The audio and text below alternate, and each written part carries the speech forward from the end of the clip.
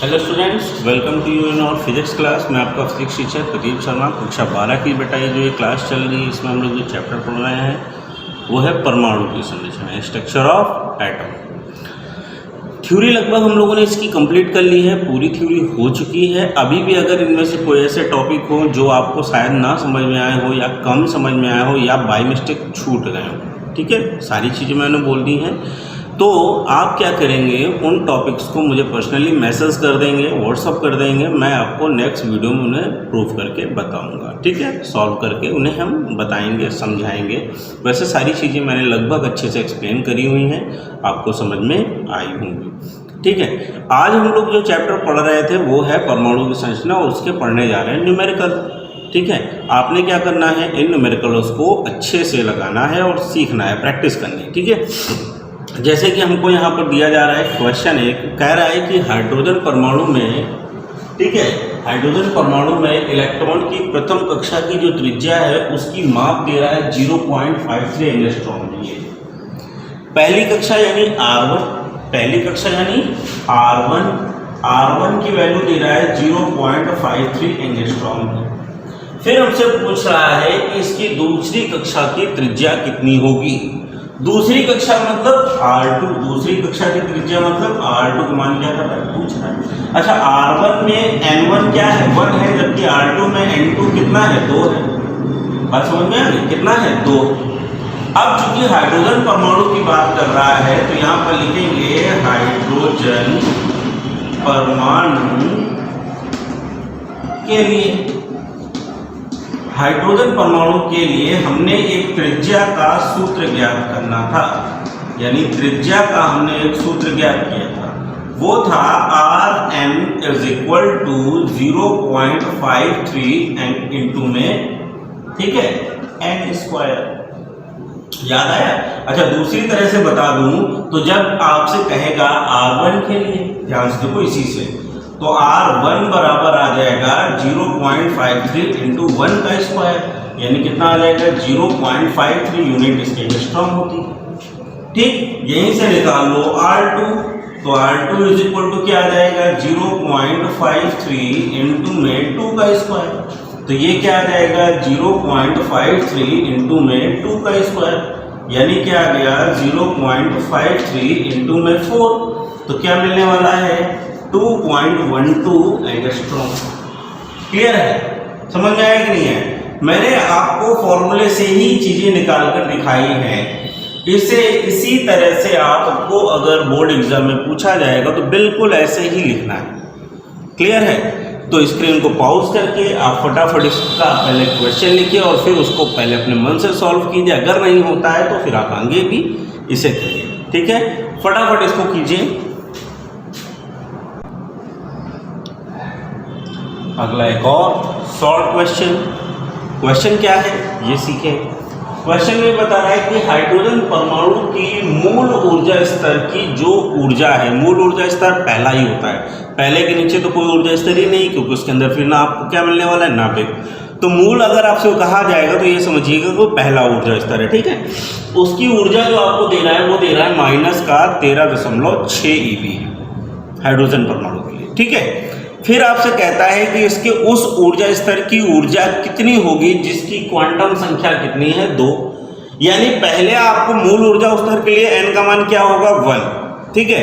उसकी ऊर्जा आपको दे रहा है कि कितनी है, -13.6 eV है। अब पूछ रहा है कि अगर यही n बराबर 2 हो जाएगा तो ऊर्जा कितनी होने वाली है। तो इसके लिए आपको क्या पता करना पड़ेगा, आपको ये पता करना पड़ेगा, जो आपको फॉर्मूला पता है कि nवीं कक्षा में जो हाइड्रोजन परमाणु की ऊर्जा होती है उसका फॉर्मूला क्या होता है, ठीक है।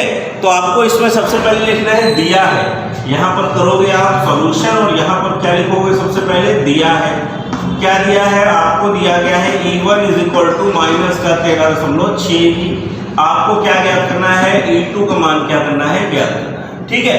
अब इसमें फॉर्मूला क्या लिखेंगे, वी नो दैट, क्या लिखेंगे कि nवीं कक्षा में हाइड्रोजन परमाणु की ऊर्जा nवीं कक्षा में अगर हाइड्रोजन परमाणु की जो ऊर्जा होती है उसे लिखते हैं En इक्वल माइनस का 13.6 अपॉन n स्क्वायर eV यानी इलेक्ट्रॉन वोल्ट, है ना भैया। अब क्या करते हैं, nवीं कक्षा में आपको पता है अगर यहाँ पर पहली कक्षा में निकालेंगे तो माइनस का 13.6 बटे n स्क्वायर eV, यानी ये वैल्यू कितनी मिल गई, माइनस का 13.6 electron volt. That's your answer पहली कक्षा में, जो कि आपको दे रहा है। आपने क्या करना है, E2 फाइंड करना है, तो E2 is equal to minus का 13.6 अपॉन में क्या आ जाएगा 2 का स्क्वायर, यानी माइनस का 13.6 बटे में क्या आ गया 4। वैल्यू वाई निकालो, 3 4 12, 4 चौको 16 इलेक्ट्रॉन वोल्ट, ठीक है। अर्थात आपने E2 की जो वैल्यू निकाल ली वो कितनी आ गई, माइनस का 3.4 इलेक्ट्रॉन वोल्ट। समझ में आया कि नहीं आया? सिंपल बेसिक तरीके से सीख रहे हैं हम लोग, अभी कुछ भी एक्स्ट्रा नहीं लगा रहे हैं, कुछ भी एक्स्ट्रा नहीं करना है। क्यों? क्योंकि अभी हम लोग स्टार्ट कर रहे हैं, इसे स्टार्टिंग जो होती है वो स्मूथली होनी चाहिए, उसके बाद फिर हम लोग अच्छे से भागेंगे, तेजी से पढ़ेंगे, लेकिन ये सब बेस की चीजें जब हमको तैयार हो जाएंगी तब। क्लियर है? समझ में आया? स्क्रीन पॉज करके इसका भी हम क्या करेंगे, फटाफट सॉल्यूशन करेंगे, फिर आगे बढ़ते हैं।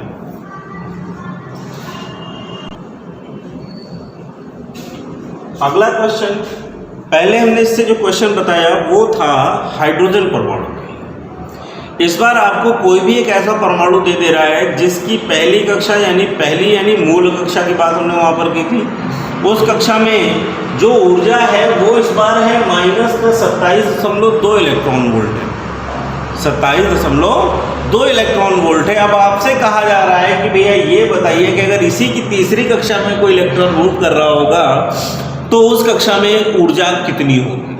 ठीक है, कोई दिक्कत नहीं है, सिंपल तरह से हम इसको करेंगे, मतलब बिल्कुल सिंपल तरह से। क्यों करेंगे? क्योंकि इसलिए कि हमें आना चाहिए। ठीक है, तो आपको क्या दिया गया है, सबसे पहले ये देखिए, आपने लिखा दिया है, क्या दिया है, E1। E1 कितना है, माइनस का 27.2 इलेक्ट्रॉन वोल्ट। ठीक है, आपने ज्ञात क्या करना है, E3 का मान आपने ज्ञात करना है। ठीक है, आप क्या करेंगे, अब करना तो ये भाई अकॉर्डिंग टू क्वेश्चन, यानी वी नो दैट, हमें पता है कि यहां पर अगर पूछा जाए कि वो कक्षा कौन सी है, तो भाई बताएंगे तीसरी है।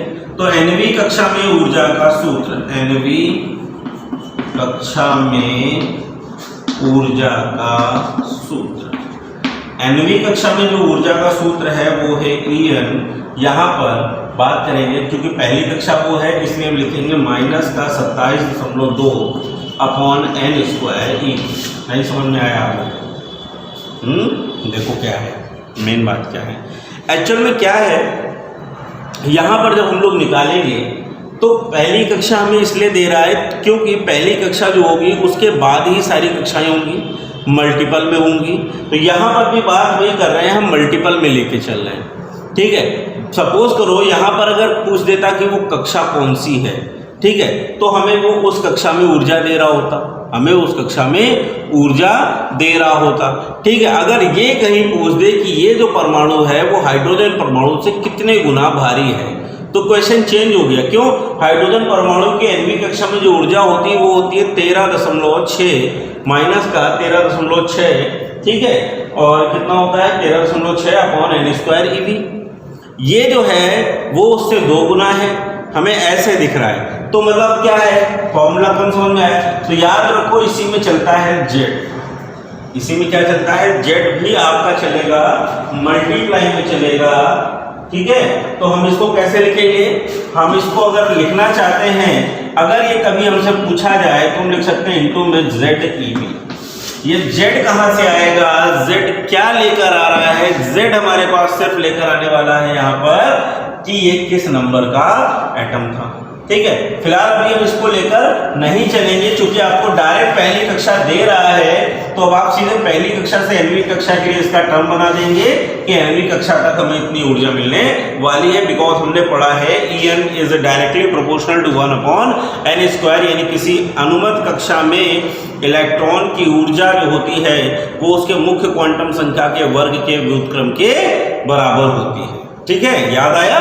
चलो ठीक है, तो हम क्या करेंगे अभी इसी इक्वेशन को लगाकर E3 का मान ज्ञात करेंगे, यानी E3 इक्वल क्या आ जाएगा, माइनस का 27.2/3 का स्क्वायर, यानी E3 इक्वल माइनस का 27/2 और बटे में क्या आ गया 9, तो 9 तिया 27.2 में तो भाग जाएगा नहीं, तो हमने क्या लगा दिया 0 हो गया 20, तो 9 दूनी 18, 9 दूनी 18 EV।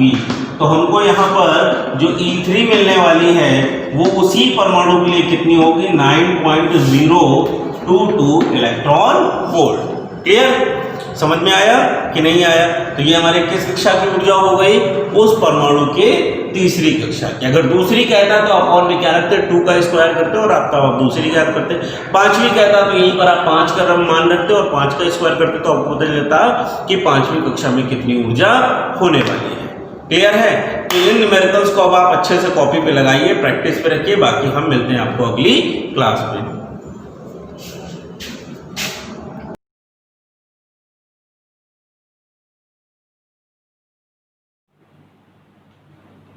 Hello student, welcome to SUI online chemistry classes for class 12 Hindi medium. And in my previous video I was explaining you the whole physical properties of group 15, and today I am going to start chemical properties of group 15. What is group 15? Group 15 contain nitrogen, phosphorus, arsenic, antimony and bismuth. इसके previous video में मैंने आपको इसके physical गुण, इस group के physical properties like electronic विन्यास, आयनन ऊर्जा, विद्युत ऋणात्मकता, धात्विक अधात्विक लक्षण, कैटिनेशन प्रॉपर्टी, वैलेंसी, इस प्रकार के जो गुण को क्या कहते हैं, फिजिकल प्रॉपर्टीज कहते हैं, सारे एक्सप्लेन मैं कर चुकी थी। आज मैं केमिकल प्रॉपर्टीज की, इस केमिकल प्रॉपर्टीज लाइक ये ग्रुप के हैलाइड्स कैसे होते हैं, ये ग्रुप के हाइड्राइड्स कैसे होते हैं, ऑक्साइड्स कैसे होते हैं, सल्फाइड, इस तरीके की केमिकल प्रॉपर्टीज का आज हम लोग स्टडी करने जा रहे हैं। ओके, तो सबसे पहले आज मैं आपको बताने जा रही हूँ halides of group 15। Okay, halides.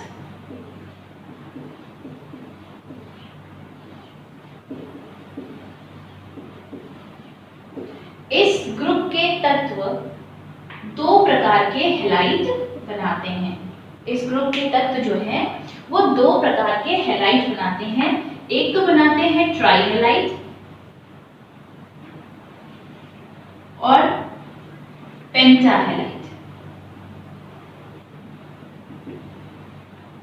इस वर्ग के तत्व ट्राई हैलाइड और पेंटा हैलाइड्स बनाते हैं, यानी कि लेकिन बच्चों नाइट्रोजन पेंटा हैलाइड नहीं बनाता है। नाइट्रोजन सिर्फ क्या बनाता है, ट्राई हैलाइड। सो क्या मतलब हुआ, except nitrogen the rest of the element form trihalides as well as pentahalide, whereas nitrogen only form trihalides। Nitrogen केवल ट्राइहैलाइड बनाएगा, जबकि रेस्ट ऑफ द एलिमेंट है बेटा Bi भी जो है वो भी वैलेंसी इनर्ट पेयर इफेक्ट की वजह से लोअर वैलेंसी को ही प्रेफर करता है। इसका रीजन क्या है, अक्रिय युग्म प्रभाव है इसका रीजन। बट नाइट्रोजन के केस में वो सिर्फ ट्राइहैलाइड बनाएगा, पेंटाहैलाइड नहीं बनाएगा, और इसका रीजन हम लोग पिछले वीडियो में जान चुके हैं। Because due to the absence of D orbital, nitrogen के पास डी ऑर्बिटल्स नहीं होते हैं, इस वजह से वो अपनी अधिकतम 5 वैलेंसी को प्रदर्शित नहीं कर सकता है। नाइट्रोजन की वैलेंसी होती है 3 और मैक्सिमम वैलेंसी इसकी हो जाएगी 4 जब ये अपने लोन पेयर का यूज करेगा। Okay, so halide nitrogen only form trihalide and the rest of the element form trihalide as well as pentahalide. Okay, अगर हम नाइट्रोजन के हैलाइड्स की बात करें तो it form NF3, NCl3, NBr3 and Ni3। कुछ पॉइंट्स हैं इनके लिए। सबसे पहले NBr, NCl3, NBi3, Ni3 are explosive in nature, विस्फोटक होते हैं। और बच्चों ये जो NBr3 एंड Ni3 है, these two are unstable in nature. ये नेचर में कैसे होते हैं, अस्थायी होते हैं। इसका रीजन क्या है, नाइट्रोजन और ब्रोमीन के आकार में या फिर नाइट्रोजन और आई के आकार में बहुत ज्यादा डिफरेंस है। डिफरेंस आप लोग देखिए, नाइट्रोजन ये यहाँ बैठा है, जबकि अगर हम हेलोजेंस की बात करें, हेलोजेंस मतलब ग्रुप 17 की बात करें, तो ग्रुप 17 में यहाँ पे ऑक्सीजन फैमिली आएगी बीच में, oxygen, sulphur, selenium, tritium, polonium, और यहाँ पे आएगा fluorine, chlorine, bromine, iodine and एस्ट्रेजन। अब हमको बॉन्ड जो बनाना है, इस ग्रुप के जो हैलाइड्स होते हैं वो डायरेक्ट हैलोजन से रिएक्ट करके अपने हैलाइड्स बनाते हैं। बट अगर हम बात करें नाइट्रोजन हैलाइड बना रहा है आई के साथ या Br के साथ, तो साइज में बहुत ज्यादा डिफरेंस है। नाइट्रोजन का आकार एज कंपेयर टू ब्रोमीन और आयोडीन बहुत क्या है, स्मॉल है। तो जब बॉन्डिंग कैसे होती है बच्चों, बॉन्डिंग होती है ऑर्बिटलों के मिश्रण से, जिसको हम संकरण कहते हैं, तब बॉन्ड जाके बनता है। तो ऑर्बिटल जो होनी चाहिए जिनके बीच में अतिव्यापन हो रहा है, अगर उनके आकार में मिसमैचिंग है, मतलब वो समान आकार के नहीं है, तो बॉन्ड कैसा बनेगा, स्टेबल बॉन्ड नहीं बनेगा। अब ये N और Br और N और I, इसके बीच में अगर आप बात करें या इनके बीच में बात करें, तो आकार में बहुत ज्यादा डिफरेंस है। N इतना छोटा सा है जबकि आयोडीन इतना बड़ा है। दोनों के बीच में जो बॉन्ड बनेगा वो कैसा बनेगा, due to the mismatching of orbital bond become weaker. Bond कैसा हो जाएगा, कमजोर हो जाएगा। और जो वीक बॉन्ड होते हैं उसमें हम स्लाइट एनर्जी देंगे, वो कैसा हो जाएगा, टूट जाएगा या अनस्टेबल होंगे, वो बनेंगे ही नहीं। तो बात की हम लोगों ने नाइट्रोजन के हैलाइड्स की। नाइट्रोजन के halides that is NF3, NBr3, NCl3, NI3, जिसमें एक्सेप्ट NF3 को छोड़ करके और कैसे होते हैं, एक्सप्लोजिव इन नेचर होते हैं। और बात करते हैं NBr3 या NI3 की, तो these two are the unstable in nature because इनके ऑर्बिटल साइज में बहुत ज़्यादा मिसमैच है, डिफरेंस बहुत ज़्यादा है दोनों के परमाणु त्रिज्या में। तो जो बंध बनेगा वो कैसा बनेगा, अस्थायी बंध होगा। सेकेंड, हम लोग इनके हैलाइड्स की बात कर लें कि जैसे मैंने NF3 या PF3, ASH3, SBH3 की बात करें, तो सबके पास क्या होता है बच्चों, लोन पेयर ऑफ इलेक्ट्रॉन्स होता है, and these are the capable to donate their electron pair. और जो स्पीशीज अपने इलेक्ट्रॉन पेयर को डोनेट कर सकते हैं वो बताइए मुझे कैसे होते हैं, लुईस अम्ल या लुईस क्षार। These are act as a Lewis basic in nature. Lewis base are those species which are capable to donate their electron to another species. Lewis base way species होती हैं, वे कंपाउंड होते हैं जो अपना electron युग्म किसी दूसरे स्पीशीज को क्या कर सकें, दे सकें। और लुईस अम्ल वे स्पीशीज होती हैं जो लोन पेयर एक्सेप्ट या इलेक्ट्रॉन पेयर ले सकें। तो ये इनके सब में नाइट्रोजन है, चाहे हम PF3 की बात करें या ASF3 की बात करें या Cl ले लीजिए, NCl3 ले लीजिए या PCl3 ले लें या ASFCl3 ले लें, आर्सेनिक ट्राइक्लोराइड ले लें या एंटीमनी ट्राइक्लोराइड ले लें, इन सब के पास क्या है बच्चों, लोन पेयर ऑफ इलेक्ट्रॉन है। और जिनके पास लोन पेयर ऑफ इलेक्ट्रॉन्स होता है, these are capable to donate their electron. Okay, अब यहाँ पे एक बात और कर लेते हैं, अगर हम इलेक्ट्रॉन देने की बात करें कि इन सब में कौन आसानी से अपना इलेक्ट्रॉन युग्म दे सकता है, यानी कि लुईस बेसिसिटी किस ऑर्डर में बढ़ती है, तो यहाँ पे एक बात हम जान लें, ये अगर हम NF3 की बात करें, यहाँ पे मैंने यहाँ पे NF3 लिखा था, अगर हम NF3 की बात करें, पीरियोडिक टेबल का सबसे ज्यादा विद्युत ऋणात्मक तत्व कौन सा होता है, फ्लोरीन होता है। और ये कौन से बॉन्ड बना रखे हैं बच्चों, कोवेलेंट सेस-नियोजी बॉन्ड। और सेस-नियोजी बॉन्ड का नियम क्या होता है कि दो परमाणुओं के बीच में जो साझे का इलेक्ट्रॉन युग्म है वो दो परमाणुओं के बीच में स्थित हो, दोनों के इन बिटवीन स्थित हो। But because the electronegativity of fluorine का विद्युत ऋणात्मकता गुण बहुत ज्यादा होता है, तो बीच के इलेक्ट्रॉन कहाँ शिफ्ट होने लगेंगे, फ्लोरीन की तरफ शिफ्ट होने लगेंगे। अब फ्लोरीन क्या कर रहा है, एक बार उसने अपना स्टेप कंप्लीट कर लिया, कंप्लीट करने के बाद वो अपना इलेक्ट्रॉन तो ले ही रहा है, साथ में जो नाइट्रोजन का साझा युग्म का इलेक्ट्रॉन होगा वो भी अपनी तरफ अट्रैक्ट कर रहा है, क्योंकि फ्लोरीन का ये नेचर ही होता है, उसकी विद्युत ऋणात्मकता यानी कि इलेक्ट्रॉनों को आकर्षित करने की जो टेंडेंसी होती है वो सबसे ज्यादा होती है। अब क्या होगा, नाइट्रोजन के पास इलेक्ट्रॉनों की कमी आ रही है, इलेक्ट्रॉन नाइट्रोजन से दूर जा रहे हैं, फ्लोरीन की तरफ जा रहे हैं, तो नाइट्रोजन के पास कैसा कैरेक्टर आ रहा होगा, कमी। केमिस्ट्री में कमी का मतलब होता है positive charge, it means nitrogen के ऊपर पॉजिटिव चार्ज हो रहा है, and nitrogen itself is electronegative element, और नाइट्रोजन भी विद्युत ऋणात्मक तत्व है। तो जब इसके ऊपर पार्शियल पॉजिटिव कैरेक्टर आ रहा है तो इसका इलेक्ट्रॉन देने का गुण क्या हो जाएगा, कम हो जाएगा। इतनी बात समझ में आई। तो अगर हम ये बेटा NF3 का केस है, जब हम किस में कंपेयर करें, NF3, PF3, ASF3 या SPF3, इनकी फिर इसका ये आकार साइज बड़ा हो जाता है तो इतना फ्लोरीन इफेक्टिव नहीं होता है, क्योंकि Sb इतना बड़ा है और फ्लोरीन छोटा सा है, तो एक तो स्टेबल भी बहुत ज्यादा नहीं होगा due to orbital mismatching size. ये NF3 का केस है कि NF3 में इलेक्ट्रॉन जो है डोनेट एम के ऊपर स्लाइटली पॉजिटिव करेक्टर आ जाता है, इसलिए लुईस बेसिसिटी भी बहुत अच्छी नहीं होती है as compare to NCl3। NCl3 और NF3 के बीच में अगर हम बात करें तो इलेक्ट्रॉन देने का गुण जो है वो Cl वाले में NCl3 वाले में ज़्यादा होगा, बिकॉज NF3 के केस में F जो है electron attracted towards F, chlorine की तरफ सारे इलेक्ट्रॉन क्या हो जाएंगे, अट्रैक्ट हो जाएंगे। ये बात होगी बच्चों एक बार। नेक्स्ट अगर हम लोग बात करें कि ये जो मैंने ये लिखे हैं PCl3, ASCl3, SbCl3, these are also the trihalides of this group। इनकी बात करें तो इनके पास d ऑर्बिटल्स होते हैं। क्या होते हैं? d ऑर्बिटल्स, और वो वैकेंट भी होते हैं, खाली भी होते हैं। तो अगर ये अपने खाली d ऑर्बिटल्स का प्रयोग करें तो ये लुईस अम्ल की भांति भी व्यवहार करेंगे। You got it point? क्या होते हैं कि मैंने भी बोला लुईस अम्ल वे स्पीशीज होते हैं जो कैपेबल होते हैं इलेक्ट्रॉन पेयर लेने के लिए।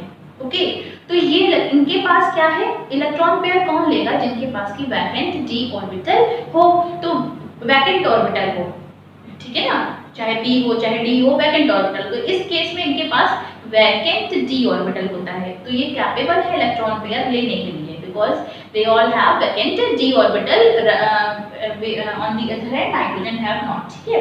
so इनके पास तो vacant d orbital है, तो these are capable to take electron, so they are also act as a Lewis acid। due to lone pair they act as a Lewis base, and due to the vacant d orbital they act as a Lewis acid। I hope you understand। मैंने आपको पूरा halides बताया। Halides कैसे होते हैं? दो type के होते हैं, आपका ट्राई हैलाइड्स भी हो सकते हैं, पेंटा हैलाइड्स हो सकते हैं। पेंटा हैलाइड्स के केस में नाइट्रोजन पेंटा हैलाइड्स नहीं बनाता है due to the absence of d orbital. Okay, जितने भी ट्राई हैलाइड्स होते हैं या ट्राई हैलाइड्स जो होते हैं वो sp3 हाइब्रिडाइज्ड होते हैं, sp3 संकरण होता है, और प्रत्येक परमाणु जो तत्व यहाँ पर है उनके ट्राई हैलाइड्स में उनके पास लोन पेयर ऑफ इलेक्ट्रॉन होता है, इसलिए वो लुईस क्षार की भांति व्यवहार करते हैं। NF3, और अगर हम नाइट्रोजन के ट्राई हैलाइड्स की बात करें तो NF3 का जो लुईस क्षार नेचर है वो सबसे कम होता है, बिकॉज क्लोरीन सारा इलेक्ट्रॉन अपनी तरफ अट्रैक्ट कर लेता है, जो किसके बीच बिटवीन होते हैं, N और F के बीच में। तो नाइट्रोजन आसानी से इलेक्ट्रॉन युग्म अपना डोनेट नहीं कर पाएगा, बिकॉज उसके ऊपर पार्शियल पॉजिटिव कैरेक्टर आएगा, ठीक है। और अगर हम रेस्ट ऑफ द एटम्स की बात करें तो इनके पास लोन पेयर तो है, इस वजह से ये लुईस क्षार की भांति व्यवहार करेंगे, और अगर अपने वैकेंट d ऑर्बिटल का यूज करेंगे तो ये लुईस अम्ल की भांति भी व्यवहार कर सकते हैं। ओके, अब हम लोग बात करेंगे हाइड्राइड की। This is all about the halide. Now move two hydride. Hydrides, इस ग्रुप के जो हाइड्राइड होते हैं वो MH3 प्रकार के हाइड्राइड बनाते हैं। What is the meaning of M? M stands for nitrogen, phosphorus, arsenic, antimony and bismuth। ट्राइहाइड्राइड बनाते हैं, MH3 प्रकार के हाइड्राइड बनाते हैं, जैसे कि N के साथ बनाया तो NH3, PH3, ASH3, SbH3 and BrH3। Okay, ये हाइड्राइड्स हो गए, ट्राइहाइड्राइड्स बनाते हैं। इनके बारे में बात करते हैं, तो जैसे कि आपको दिखाई पड़ रहा है sp3 संकरित हो गए, सबके पास इलेक्ट्रॉन युग्म होगा। इलेक्ट्रॉन युग्म है तो these are act as a Lewis, बताइए मुझे, लुईस बेस। ये लुईस बेस की भांति व्यवहार करेंगे। सारे के सारे पॉइजनस नेचर होते हैं, जहरीले होते हैं, ठीक है। अब हम लोग बात करते हैं थर्मल स्टेबिलिटी की, ताप के प्रति इनका स्थायित्व क्या है। ओके, तो आप समझिए, जब हम वर्ग में ऊपर से नीचे आते हैं तो आकार क्या हो रहा है, आकार इंक्रीज इंक्रीज हो रहा है, आकार क्या हो रहा है, बढ़ रहा है। तो सब में ग्रुपों में होता है, जब हम किसी वर्ग में ऊपर से नीचे आते हैं तो तत्वों का आकार बढ़ता जाता है और आकार बढ़ने के साथ साथ शेलों की संख्या बढ़ती है, डिस्टेंस बढ़ती है, तो त्रिज्या बढ़ती है, परमाणु त्रिज्या से बढ़ जाती है। अब n छोटा सा है, उसके साथ बॉन्डिंग क्या है, अच्छी बॉन्डिंग है। यहाँ के केस में बिस्मथ बहुत बड़ा है एज कंपेयर टू हाइड्रोजन, तो बॉन्डिंग का फिर वही ऑर्बिटल की मिसमैचिंग होगी, तो बंध कैसा बनेगा, कमजोर बनेगा। और जो वीक बॉन्ड होते हैं, हम स्लाइट एनर्जी देंगे उसको, वो कैसे हो जाएंगे, ब्रेक हो जाएंगे। तो आपको बताइए, जब हम वर्ग से ऊपर से नीचे आएंगे तो जो हाइड्राइडों का ताप के प्रति स्थायित्व बढ़ेगा या घटेगा, तो आंसर जो होगा वो होगा घटेगा, ठीक है। क्योंकि ऊपर से नीचे आने पर जो और दोनों हाइड्रोजन और तत्व के जो परमाणविक त्रिज्या का आकार है उसमें बहुत ज्यादा डिफरेंस आ जाएगा, जिसकी वजह से बॉन्ड स्टेबल नहीं बनेगा, जरा सी एनर्जी देने पे वो टूट जाएगा। तो ताप के प्रति स्थायित्व का क्रम वर्ग के हाइड्राइडों में ऊपर से नीचे आने पर घटता है। ओके, ताप का स्थायित्व समझ में आ गया। अब मैं यहीं पे आपको बताऊंगी अपचायक गुण।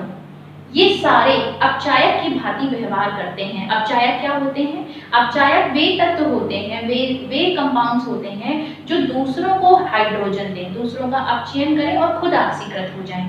ओके, इनके पास हाइड्रोजन है, these are the capable to donate their H, ये किसी को भी अपचयित कर सकते हैं, इसीलिए इनको हम रिड्यूसिंग एजेंट या बोलते हैं कि ये एक अपचायक की भांति व्यवहार करेंगे। अब हमको बताना है कि अपचायक गुण किसका कम होगा, किसका ज्यादा होगा। तो अभी देखिए, जब ये ब्रेक होंगे तभी तो ये किसी दूसरे को अपना H दे पाएंगे। तो ताप का हमने स्थायित्व पढ़ लिया कि ऊपर से नीचे आने पर ताप के प्रति स्थायित्व का क्रम क्या होता जाता है, घटता जाता है। तो बताइए अपचायक गुण क्या होगा, इट बढ़ता जाएगा। क्यों, क्योंकि हम NH3 को भी हीट दे रहे हैं, हम BiH3 को भी हीट दे रहे हैं। टूटेगा कौन पहले, बिस्मथ ट्राइहाइड्राइड, BiH3 पहले टूट जाएगा और ये पहले H दे देगा, पहले H दे देगा, तो ये ज्यादा अच्छा अपचायक है एज कंपेयर टू NH3। तो मैंने दो चीजें क्लियर की आपको, एक तो ताप के प्रति स्थायी हाइड्राइडों का स्थायित्व और दूसरा अपचायक गुण। तो वर्ग में ऊपर से नीचे आने पर तत्वों के हाइड्राइडों का अपचायक गुण बढ़ता है, वर्ग में ऊपर से नीचे आने पर तत्वों के हाइड्राइडों का ताप के प्रति स्थायित्व घटता है। Okay, loan pair of electrons हैं, सारे के सारे लुईस बेस की तरह वर्क करते हैं। आई होप आप लोग को इतना समझ में आया होगा हाइड्राइड, और मैंने आज हैलाइड आपको क्लियर किया। नेक्स्ट लेक्चर में हम लोग अब डाई नाइट्रोजन की तरफ मूव करेंगे, डाई नाइट्रोजन के बनाने की विधियां और उनके रासायनिक गुण। Thank you.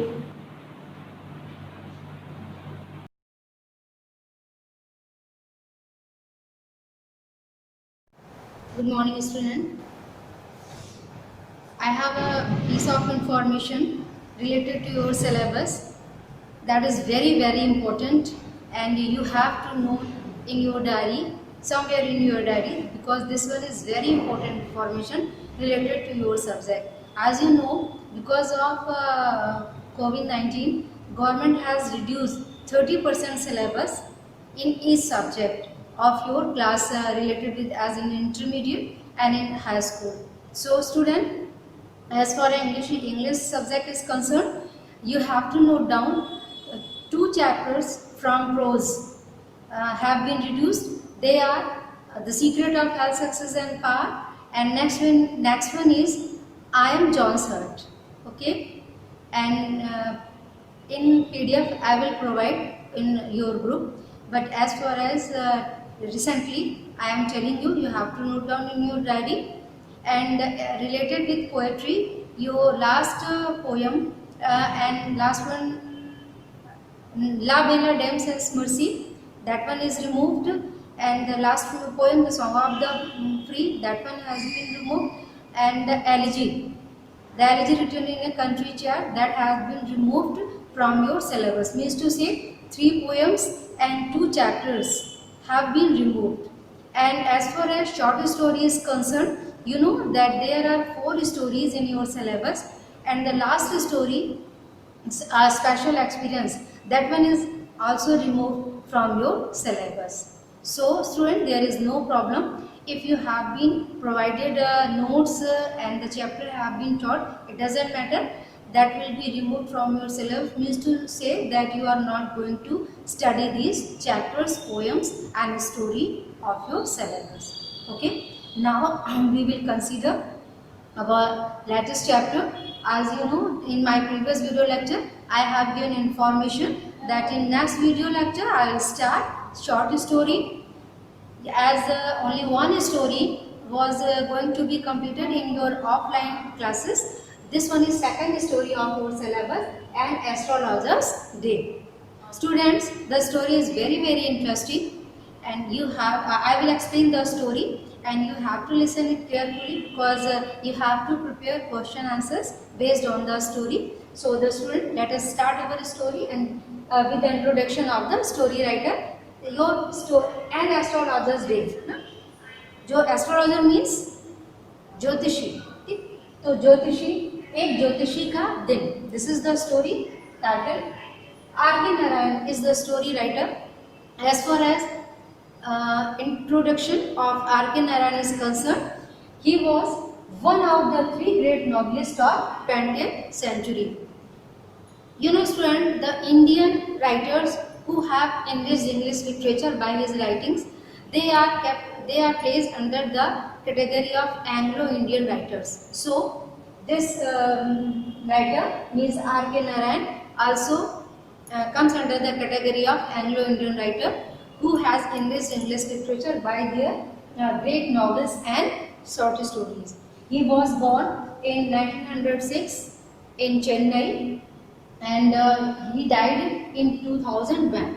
And in his during his life circle, he has gifted us very interesting stories. The special thing is related with the stories of R.K. Narayan, that is the story of R.K. Narayan and his suspense. इनकी जो कहानियाँ हैं, उनका जो अंत है वो पूरा स्टोरी सस्पेंस में चलता है, और लास्ट में जो है वो सस्पेंस और जो सीक्रेट है वो रिवील होता है. That gives a type of different interest to the reader of his short stories. And he has written also the great novel like Swami and Friends, Mr. Sampath, The Financial Expert, The Guide, The Man-Eater of Malgudi. As Malgudi is the name of the play that I am going to give a special reference related with the place Malgudi. Malgudi was actually dreamland of R.K. Narayan. In reality, there is no place of like Malgudi exists in the map of India, in the South Indian map. But Malgudi is the dreamland, dream village created by R.K. Narayan, and his character of Malgudi are also imaginative, but they are characterized by the writer in this way as it gives us the feeling that they are living creature. वो इतने familiar हो जाते हैं उनकी stories की वजह से कि ऐसे लगता है कि ये सारे कैरेक्टर्स हमारे बीच से ही निकाले गए हैं, क्रिएट किए गए हैं. उनकी फेमस शॉर्ट स्टोरीज हैं an Astrologer's Day, Lawley Road and Malgudi Days. Malgudi Days very famous short story, and in TV serial has been made on the basis of Malgudi Days, and the main character of Malgudi Days was Swami, a child of near about 8 or 10 years old. Okay. So as far as this story, An Astrologer's Day, is concerned, this is also a very interesting story. The story roundabouts a particular character who is an astrologer, and by circumstances he has been forced to adopt the profession of astrology. Actually, the story tells us the life, how the circumstances change, gives a turning point in our career, in our life. Actual motto of the story, actual theme of the story is a satire on the street astrologer. The story is a satire on the street astrologer. जो गली में, मोहल्ले में या इस तरह के public places पे एस्ट्रोलॉजर्स होते हैं जिन्हें एस्ट्रोलॉजी का कोई भी नॉलेज नहीं होता. how they are going on running on their business on the basis of the on the basis of the psychology of the customer. They read about the psychology of their customer, and according to psychology they deal the customer, and finally they run their business. So such type of story is a story an astrologer's day. And now let us start our story. In the first part of the story, student, we will read about the personality of astrologer, how an astrologer should look like an astrologer. According to profession, the personality should be created, should be maintained. Just like a doctor should look like a doctor, teacher should look like a teacher. In the same way, an astrologer should look like an astrologer. So, how he has adopted, as he had adopted the personality of an astrologer, that has been described in the beginning of the story. Punctually at midday, he opened his bag and spread out his professional equipment. Punctually मतलब as usual routine, उसका जो daily routine था उसके according mid day मतलब near about 10 और 12 o'clock ही open his bag, वो आता था अपने बिजनेस प्लेस पे बैठ जाता था. ओपन हिज बैग, अपने बैग ओपन कर, बैग जो जिसपे वो एस्ट्रोलॉजी के इक्विपमेंट्स लेकर आता था उसको ओपन करता था. Spread out his professional equipment, और अपने व्यावसायिक उपकरण means tools related with this profession जो है वो उनको स्प्रेड माने सामने डेकोरेट कर लेता था, उनके अपने अपने प्रॉपर प्लेस पे सेट कर देता था.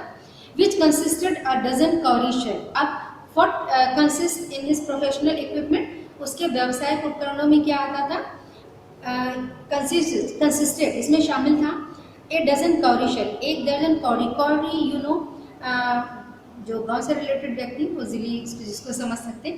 कौरी वाइट पीस होता है जिसको बीच का पार्ट जो है वो डिवाइडेड होता है, और शेल माने होता है आवरण, है ना. तो कौड़ी शेल जो है वो छोटे वाइट कलर के पीसेस होते हैं जिनको हम लोग गांव की भाषा में कौड़ी कहते हैं, ठीक है. और तो 1 दर्जन जो है कौड़ी शेल होते हैं. A square of cloth with obscure mystic charting, एक क्लॉथ का पीस ऑफ क्लॉथ होता है जो स्क्वायर में होता है, चौकोर होता है, और उसमें ऑब्सक्योर मतलब क्लियर नहीं है, ऑब्सक्योर अस्पष्ट, जो मास्टिक माने रहस्य में related with the suspense, chart इस पे बना होता है, मतलब आड़ी तिरछी लाइनों का उस कपड़े पर एक चार्ट बना होता है.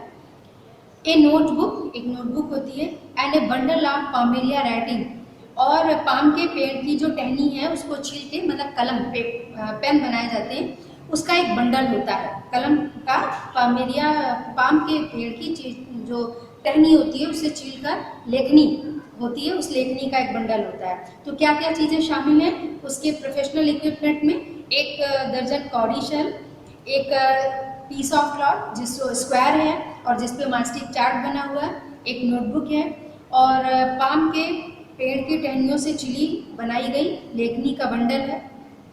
ये सारी प्रोफेशनल इक्विपमेंट को वो अपने अपने प्लेस पर सजा देता है, रख देता है. Now what about his personality. His forehead was resplendent with sacred ash. His forehead, उसका जो मस्तक है, माथा है, वो रेस्प्लेंडेंट माने ब्राइट, चमक रहा है, विथ सैक्रेड ऐश, पवित्र राख से. And vermilion, vermilion you know student सिंदूर, और उसने अपने माथे पर राख लगा रखी है और उसके ऊपर सिंदूर का भी एक लेप लगा रखा है. And his eyes sparkle with a sharp abnormal gleam, और उसकी आंखें स्पार्कल चमकती हैं एक अनोखे तेज, ग्लीम माने चमक, चमक के साथ में उसकी आंखों में एक अजीब सी असामान्य चमक होती है. which was really an outcome of a continual searching look for customers, जो उसकी नज़रें लगातार जो कस्टमर ढूंढ रही होती हैं, उन कस्टमर की जो खोज है, उन खोज की जो चमक है वो उसकी आंखों में दिखाई देती है. वो आउटकम उसका परिणाम होती है, वो चमक जो है उन कस्टमर की तलाश का परिणाम होती है. But which is simple clients, लेकिन ये बात उसके जो इनोसेंट कस्टमर हैं, ग्राहक हैं, टुक टू बी प्रोफेटिक लाइट, वो उसको प्रोफेटिक लाइट मीन्स नॉलेज है ना, a light of knowledge with which he opens, he declares the forecast of his customers. है ना, उसकी जो फोरकास्टिंग पावर है, भविष्यवाणी करने की ताकत है, उसकी चमक समझते हैं कि बाबा की आंखों में वो चमक है जो वो सबका भविष्य बिल्कुल सही सही डिक्लेयर कर देते हैं। But which is sorry and felt comforted, और वो राहत महसूस करते हैं। जैसे हम डॉक्टर के पास आते हैं और हमारे ये माइंड में फीड होता है कि ये पर्टिकुलर डॉक्टर हमको सही डायग्नोज कर रहा है, ये हमारी प्रॉब्लम को सही समझ रहा है, तो हमें एक बीइंग अ पेशेंट हमको एक सेटिस्फैक्शन होता है कि हम सही जगह पर हैं। मतलब सेम थिंग इज यार, जब लोग उस क्लाइंट जो है वो उसके एस्ट्रोलॉजर के पास जाते थे और उसकी आंखों में वो चमक देखते थे तो उन्हें लगता था ये उसके ज्ञान की चमक है और बाबा में इतना ज्ञान है कि वो उनके भविष्य को बिल्कुल सही उनके सामने डिस्क्लोज करेंगे। The power of his eyes was considerably enhanced by their position, और उसकी जो आंखों की चमक है वो उनकी पोजीशन माने स्थिति से इनहेंस, और ज़्यादा इनहेंस माने आकर्षित हो जाती थी और ज़्यादा बढ़ जाती थी। Placed as they were between painted forehead and the dark whisker which streamed down his cheeks, उसकी जो मूछें थी, घनी मूछें थी, वो स्ट्रीम, जैसे कोई झरना नीचे की ओर गिरता है वैसे उसकी मूछें नीचे की ओर स्ट्रीम झरने की तरह नीचे की ओर मुड़ी हुई थी। और उनकी जगह कहाँ थी, मतलब उनकी आंखों की जगह कहाँ थी, आधा तो उसका फेस, उसका फोरहेड जो पेंटेड था उससे कवर्ड था और बाकी नीचे का फेस जो है वो lowest part of the face जो है वो उसकी मूंछों से ढका हुआ था, बीच में केवल उसकी आंखें चमकती थी। तो इस तरह से जो आंखों की पोजीशन थी, जो आंखें प्लेस थी, स्थित थी, उनकी इस पोजीशन और ज़्यादा उसकी चमक को बढ़ा देती थी। Even half wit eyes would sparkle in such a setting, अगर किसी के पास कम बुद्धि हो, है ना, मूर्ख व्यक्ति हो, वो भी ऐसी सेटिंग, इस तरह की पर्सनालिटी में अलग दिखाई देगा, अलग चमकेगा। To crown the effect, crown here, वैसे क्राउन का मतलब ताज होता है but here crown means increase, बढ़ाना। तो एज अ एस्ट्रोलॉजर पर्सनैलिटी को जो वो वियर कर रहा था, वो उसने मेंटेन की थी एस्ट्रोलॉजर वाली पर्सनैलिटी, उसके इफेक्ट को, उसके प्रभाव को और बढ़ाने के लिए ही बाउंड अ सैफ्रॉन कलर्ड टर्बन, वो एक सैफ्रॉन केसरिया रंग की पगड़ी, टर्बन पगड़ी को बाउंड करता था, मतलब गोल गोल उसने लपेट के बांधी हुई थी अपने हेड के चारों ओर। This colour scheme never fade, और ये उसकी जो कलर स्कीम की रंग योजना थी अपनी पर्सनालिटी को प्लस करने के लिए, वो कभी भी असफल नहीं होती थी। Means to say this customer were satisfied to see his personality, उसकी जो पर्सनैलिटी थी, उसका जो बिजनेस इक्विपमेंट का सेटिंग था, वो सारी चीज़ें उसके प्रोफेशन को बहुत ज़्यादा सूट करती थी। Okay student, I think this is enough for today, and in our next video lecture we will continue the story. Till that, have a nice day.